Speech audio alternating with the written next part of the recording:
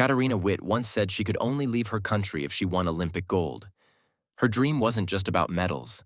It was about purpose, focus, and pressure she turned into fuel. What's one goal you care so deeply about that it would push you to give your absolute best? What small steps could you start taking today, even if no one's watching?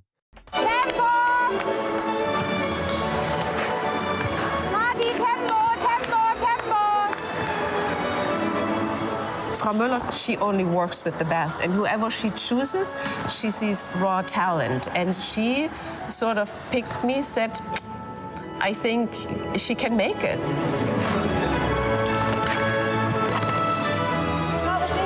Tassilo, meine Kräfte lassen nach. Kannst du mir mal helfen?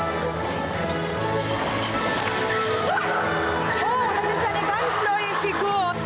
Tassilo, lass meine Katarina wieder runter. Frau Müller was always the one cracking the whip and making sure that I would work hard enough. But at the same time, she was wonderful. That was two-time Olympic gold medal figure skater Katarina Witt in the upcoming documentary The Diplomat, the latest in ESPN's 9 for 9 series. And Katarina Witt joins us now. It's great to have you on the show. Good morning. It's amazing looking at that video. I want to actually go backwards and start with 1984 and 88 when you won the gold, because you were under pressure. Can you imagine? Yeah. Can you imagine? No. I can't imagine. But you were under more pressure than people might have even assumed.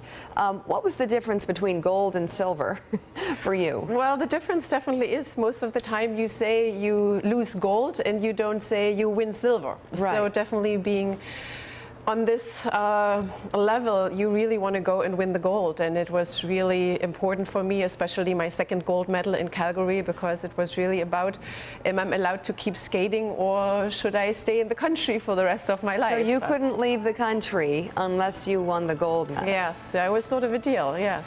Little we knew that the wall would come down a year later. Yeah, what did you know? Did you have any idea? Couldn't you just waited? No, that's pretty amazing. Tell us about your coach that we're seeing, and you're talking a little bit about her in the documentary.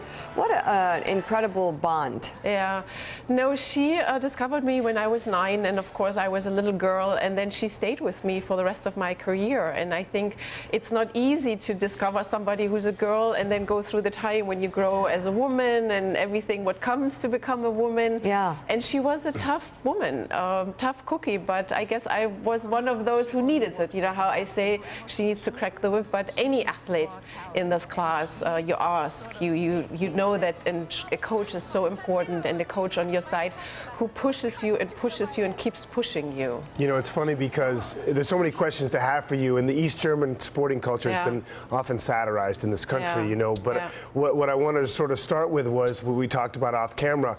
When the wall came down and you got your freedom, you came to New York, you said, well, I was really too young to enjoy it. You almost had to relearn how to have a sense of adventure, right? Learn how to enjoy freedom. You know, I mean, I had my freedom within my sport. I was lucky enough because I was promoted there and supported.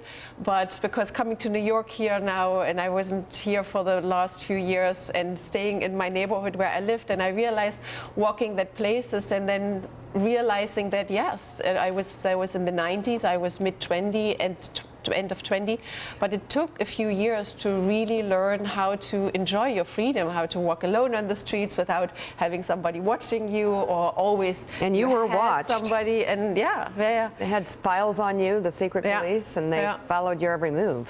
They did, since I was 8 years old. They thought she could be a talent and will watch her, and until the wall came down, basically, yes. How do you feel about young people in Germany that don't know the history of what you went through? Are they interested? Are they curious? It's a mixture of, in some ways it's great that they grew up with a completely different sense of democracy and freedom. And I feel in a way fortunate that I had both, you know, that luckily the sport was supported. So I became this two-time Olympic champion in a system which helped athletes. So in this way, that was a plus.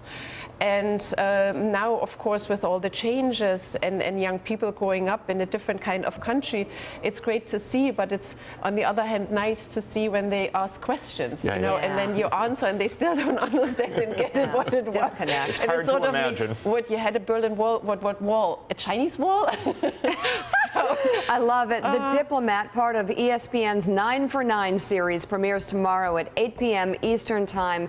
Katarina Witt, thank you so much. It's great to see you. See, you're here for another reason besides the Christmas tree lighting. Yeah, see? fantastic to Things change. see the place in the summer. Look forward to seeing this. Katarina Witt once said she could only leave her country if she won Olympic gold. Her dream wasn't just about medals. It was about purpose, focus, and pressure she turned into fuel. What's one goal you care so deeply about that it would push you to give your absolute best? What small steps could you start taking today, even if no one's watching? Drop your answer or thoughts in the comments section.